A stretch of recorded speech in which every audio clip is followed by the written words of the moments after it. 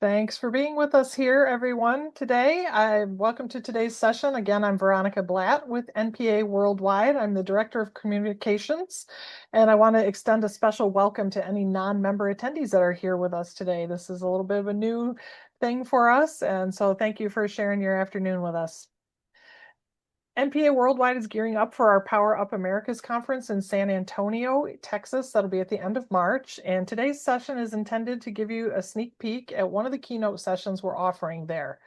If you're not familiar with our Power Up events, they're held 4 times a year in some of the most vibrant and diverse locations around the globe. We have these in the Americas, EMEA, Asia, and Australia and New Zealand. It's designed to bring agency recruiters together for an experience that's really dynamic and collaborative. And whether you're a member or a non-member, this event is open to you. And it's a great way for you to get together to exchange ideas, build meaningful partnerships, and gain insights that can transform your business. Please consider this an invitation to join us there, and we look forward to seeing all of our members and some guests with us as well. I'm happy to have keynote speaker Adam Stafford here for today's conversation. Adam is the CEO of Recruitics, the recruitment marketing platform powering talent acquisition for the world's most ambitious employers. A product leader turned CEO, Adam has spent nearly a decade transforming Recruitics from a services-led agency into a technology-first growth engine trusted by Fortune 500 brands. Since taking the helm in 2023, he has sharpened the company's competitive edge in AI, analytics, and programmatic automation, positioning Recruitics as the strategic partner for employers navigating today's increasingly fragmented labor market. In the interest of full disclosure, we've had a long relationship with Recruitics regards our job board, and so we're thrilled to have Adam here today and as part of our event in San Antonio as well. Yeah, thank you, Veronica. Happy You're to be here. welcome. And joining Adam today is Kimberley Chesney, our longtime member and amazing facilitator. She's the president of Prime Management Group in London, Ontario, Canada. She's a previous chair of our board of directors, as well as the recipient of our Board Chairs Award back in 2016. She's been in the business for a long time, and she's a great believer in the power of partnership and what NPA brings to the table for small recruitment firms. Before I turn it over to Adam and Kimberley, I've got just a few housekeeping announcements. We are going to keep this session to about a half an hour today. Again, it's a conversation. Yes, we are recording, so give me a couple days to get that recording together, and I promise I will get that out to everybody. If you would like to know more about Power Up Americas or any of our other Power Up events, please get in touch. My contact details are on the screen. And with that, Adam and Kimberley, I'm going to turn the floor over to you and stop my share. Thank you, Veronica, and welcome everyone, and especially thankful to Adam for volunteering to do this today. We very much appreciate you carving out the time. Quick fun fact, he's a new second-time dad of a new baby just a few days ago, so thank you. Really appreciate that. Anyway, I want to just set the stage for what's going to happen over the next 30 minutes. And there's so much that could be said. So you have to come to San Antonio to hear Adam to say, learn more. But, today we're diving into a critical shift that's happening in the recruiting industry, and we all feel it. If you're an independent recruiting firm owner, this conversation could redefine how you position your business in the market. So, Adam, you've said that recruiting is no longer transactional, it's economic. Can you unpack what that means and why it's such a game changer for independent firms, especially now? Yeah, Kimberly, it's a great question. So, in case you're not familiar with Recruitics, the name of our company comes from recruitment and analytics, and everything that we do as a business really gets its start within data.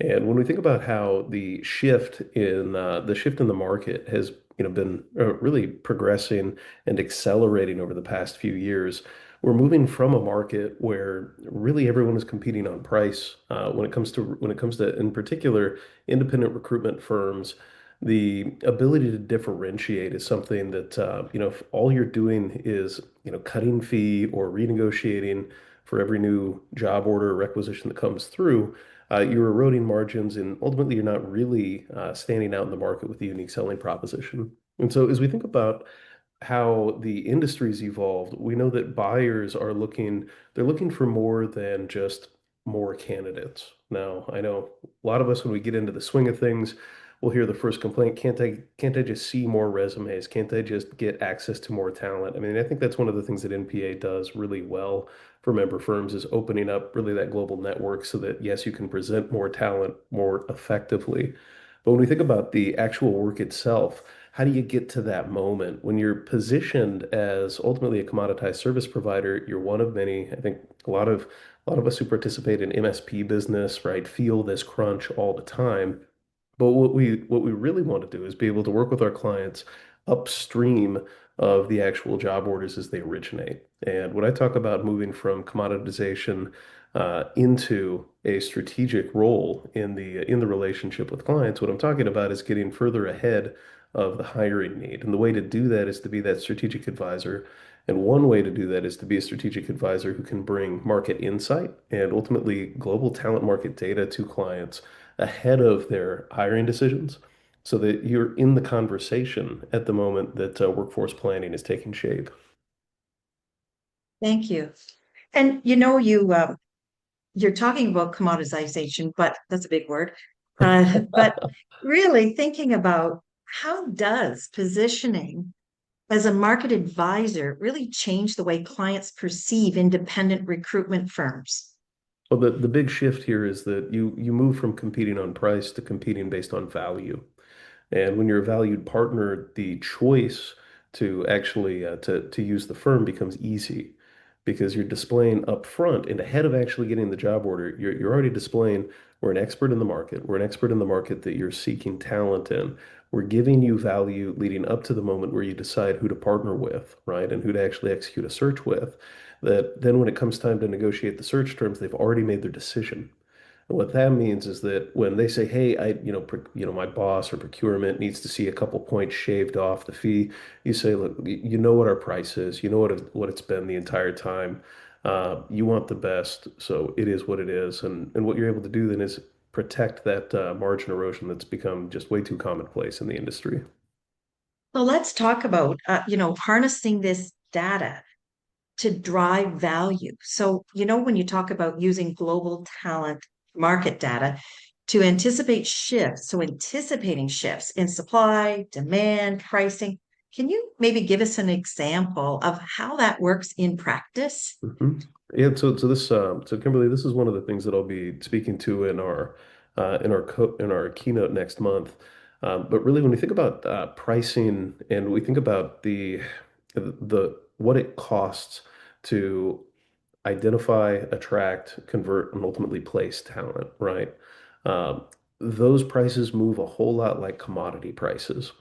And when you step back and take a little larger lens, supply and demand in the talent market, I think everybody knows this intrinsically, but a lot of people don't talk about it explicitly.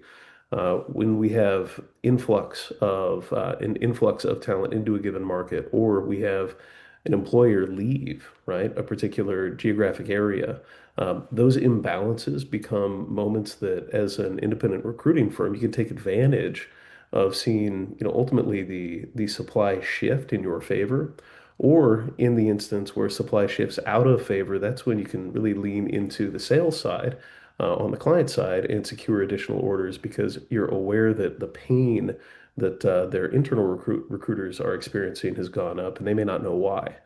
So anyway, long story short, when we think about how markets move, and I think everybody pays attention to the stock market. What I pay attention to is I pay attention to open jobs. I pay attention to the number of hires made. I pay attention to the price being paid to produce applicants. It's something that we produce at Recruitics called the Talent Market Index.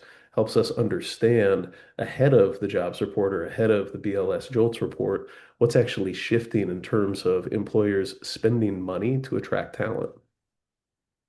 Yes. And maybe you've started to answer this, but for independent firms like the ones on this call that may not have access to large scale analytics, how do they start leveraging data effectively? Yeah, so Kimberly, my goal for our talk next month is to equip NPA members with not only the resources but also a few frameworks that can be put to use immediately. because fundamentally there are a lot of free data sources out there. We've done a lot of work as a company to produce a market-leading intelligence suite. I'd love to sell that to every NPA member, but I also know that independent recruitment firms, budget constraints can be tough. And so what I really want to do is make sure that every member who attends the keynote understands where they can go for data that can be put to use, and then how to put that to use in a way where when you join a client call for a check-in, you're not just asking about, hey, are you opening that job or are we ready to go? You're coming in and saying, let me give you an insight about the market that you're about to compete in. I know you've been talking about opening this new executive role. Let me give you a lens into what that might look like so that you're adding value again before the job order that really insulates ultimately from the negotiation at the time that you're signing the search forms. Great. And, that whole reframing how we do it from pricing conversations to this whole value thing. Like one of the challenges independent firms face is really protecting their own margins, right? Mhm. You're used to dealing with certain margins, but how does market intelligence help with that? Well, the first thing that market intelligence enables is it enables you to position your firm as the leading provider upstream of ultimately a search being initiated, right? And so we're going to talk more about that and about how you can create a value stream for your clients that is not transactional. What we don't want to be what we don't want to be is we don't want to be simply the last resort when a client's internal team has failed and they turn to us and go, oh, okay, you're going to take a pound of flesh with your fee, but I'll do it because I can't succeed any other way, right? Like that's not a business model that an independent firm wants to be in, and that's still going to happen, right? We understand that. But what we really want to do, we want to position independent firms as strategic advisors that are there through thick and thin every season, producing market intelligence and insights that clients can consume. And ultimately, what we can do is we can actually help our clients then become smarter buyers. And of course, when they become smarter buyers, what that does is it leads them to make better buying decisions because they know how tough a search is going to be before they go out to market with perhaps an under-resourced or under-experienced internal team, right? And what we really want the buyer to see early on is how do they make the placement most effectively, so that the fee becomes part of their overall evaluation versus being simply a painful experiences is really a last resort or a last ditch effort. Right, right. And I think you mentioned too something to me when we spoke last time about moving it from that whole get it out of procurement and get it into the hands of the business people. Yeah, So well, speaking that language. that's right. I mean, I think everybody on this call knows knows the feeling that you get in your stomach when somebody says, "Well, let me just get you over to procurement, and they're going to handle the contract negotiation." You go, "Oh boy." Uh, you need the business to make the decision so that they're telling procurement not, hey, here's a preferred partner, but here's the partner we need to use. And let me tell you why. And if you can give the business, right, three insights that they can put in front of procurement that makes the choice obvious, and that ultimately isn't part of a procurement process, but it's ahead of that moment, it really makes it easier to actually to secure the business in the first place and do it at the right fee so that margins are intact. That's great. And I'm thinking some of our independent recruitment firms like our own, we're not necessarily dealing always with these large companies with procurement, but there is a procurement aspect to a privately held company. They have to Mm. calculate. So thinking about advice for firms looking to shift from that pricing conversation to cost value, regardless of their audience. You've touched on a few things. Is there anything else you might want to tell us today, or do we have to come to San Antonio? Well, I think the other thing that this, I think everybody expects this from any conversation today. There is a new element at play. It isn't just about data; it's also about generative AI and what you can use AI to do, in particular with publicly available data sets. So that ultimately, as an independent firm owner, you don't have the time to be an analyst in every market that you're competing in. But what you can do is you can actually set up agents that can help you deliver insights like you have an army of analysts in every market. And so that's part of what we're going to be taking a look at is not only how do we like what do we want to do to position to value, but actually how do we make that happen? And how does somebody who doesn't have technical expertise set that up so that it's repeatable and scalable and ultimately doesn't cost an arm and a leg to differentiate in the market with those insights that can be delivered on a routine basis. I'm imagining too that in that you're speaking to owners of firms, but there will be people there that are recruiters that work for Mm. owners, small firms, and they could learn from this as well because they're front facing to clients as well. So getting that mind shift. So yeah, looking forward to that for sure. That's right. So one of the things I know you talk about is, really becoming indispensable to clients. Like if you really are that trusted advisor, you've said that delivering insights clients can't get elsewhere makes firms indispensable. What kind of insights? I think you just started to talk about that. Can you share any more about that? Mhm. Yeah, so when we think, so we at Recruitics, we think about being indispensable a lot, and I use that term very specifically.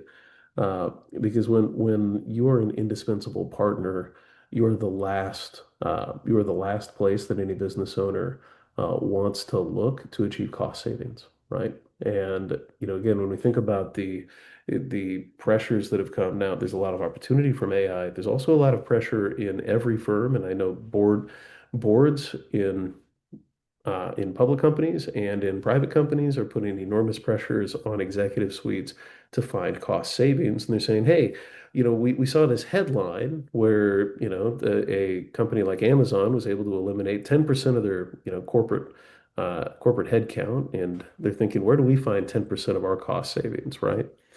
And so when you think about where you go first, you typically go to variable spend and you go to spend that is not contracted, right, long term and is not recurring.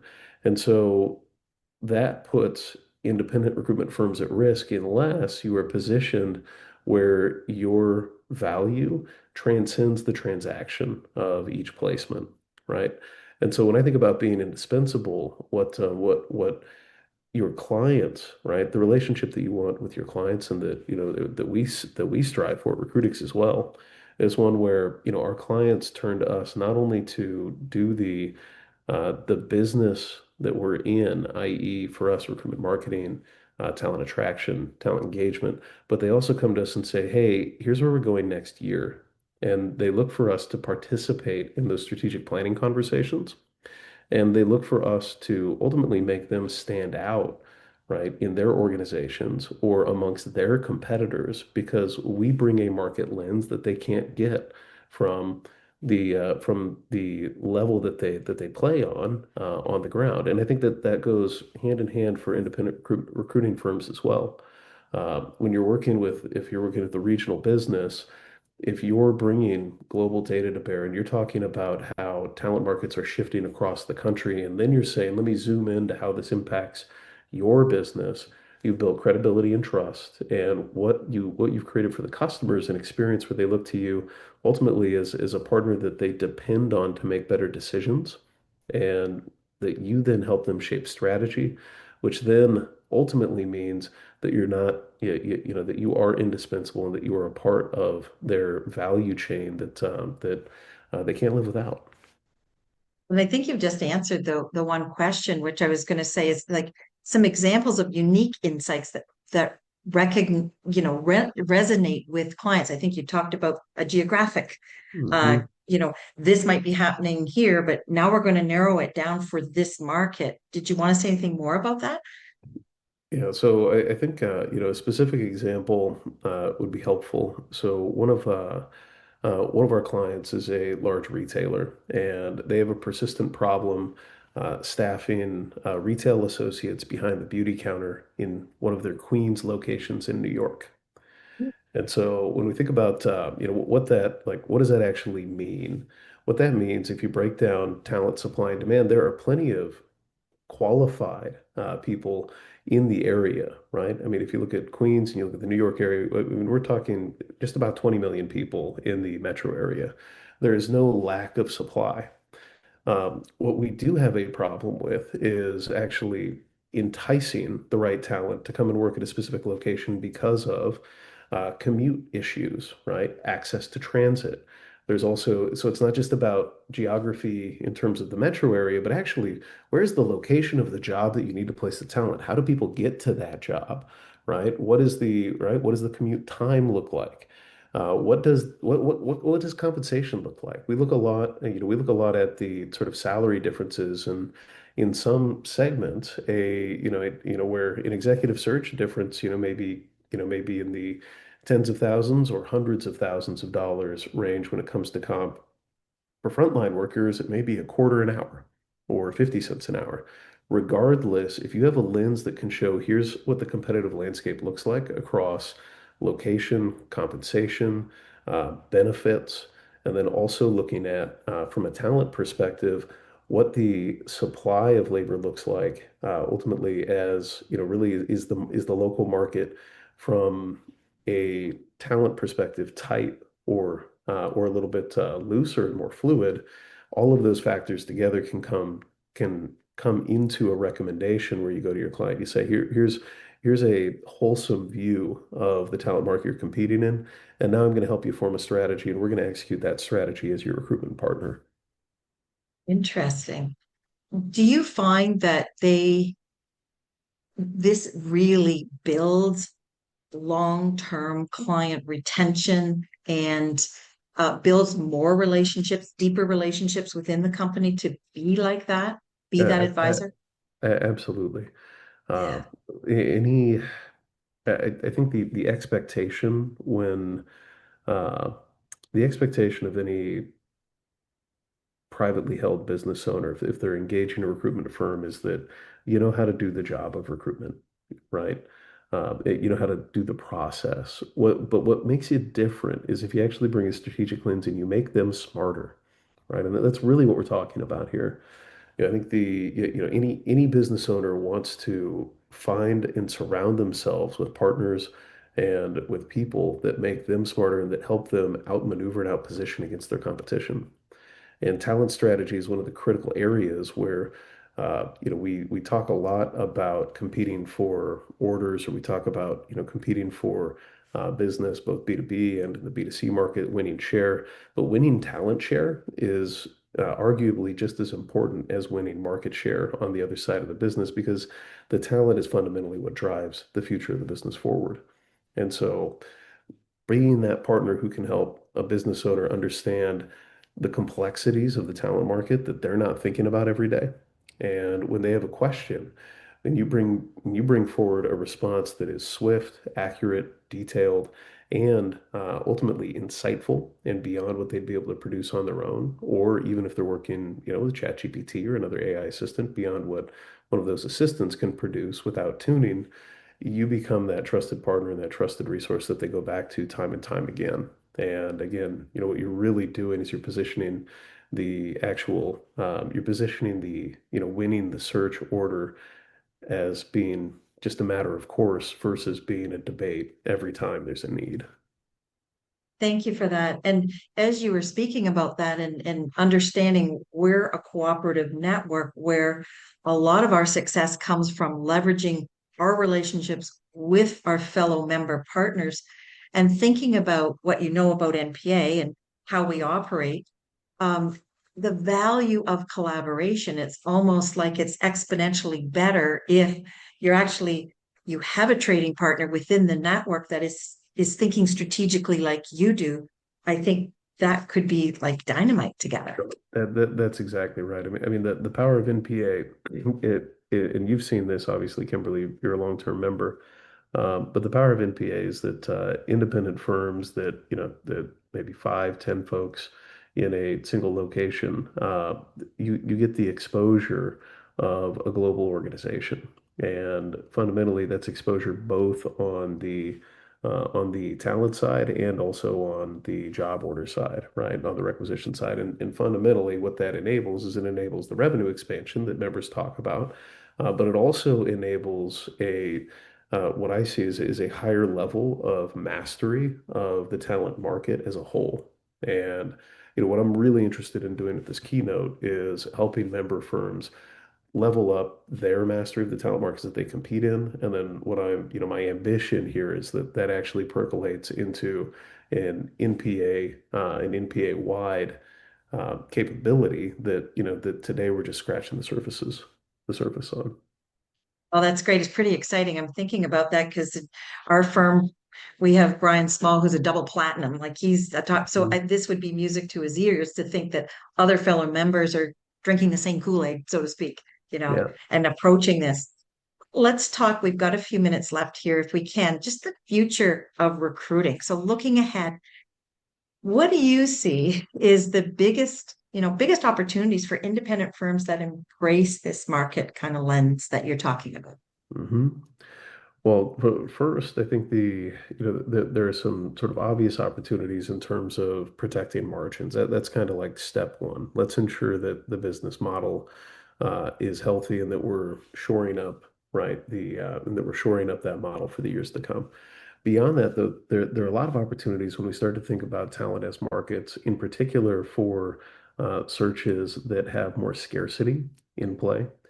And when you think about not just providing insights to a client based on the market intelligence you're able to generate, but actually starting to direct your recruitment efforts, in particular in relocation-based searches or searches where there's scarcity in a given market, you're going to be able to bring talent to the forefront more quickly.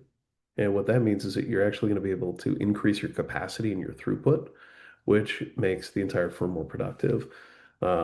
I think the other really interesting piece when we think about the relationship to NPA is that doing this in a cohesive and collective way uh, should make NPA members, right, much more competitive with some of the larger scale workforce solutions companies, right? I'm thinking the Allegiances, the Adecos of the world, and ultimately, bring an ability to compete on a global scale in a coordinated way that is currently very, very difficult when you look at some of the biggest customers in the world for these services.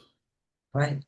As recruitment owners, for anyone that's been in the business for more than even 5 years, we've just seen so much change. And, thinking about what you're about to teach us in more depth, which is pretty exciting. For firms that are just still operating transactionally, you get a job order, you find a candidate, you place it. What's the risk of not adapting and changing and grabbing a hold of this? Well, I think to not be too dire. One risk is stagnation, but I actually do think that the real risk is that the client base is going to move to firms that can move more quickly and move more intelligently.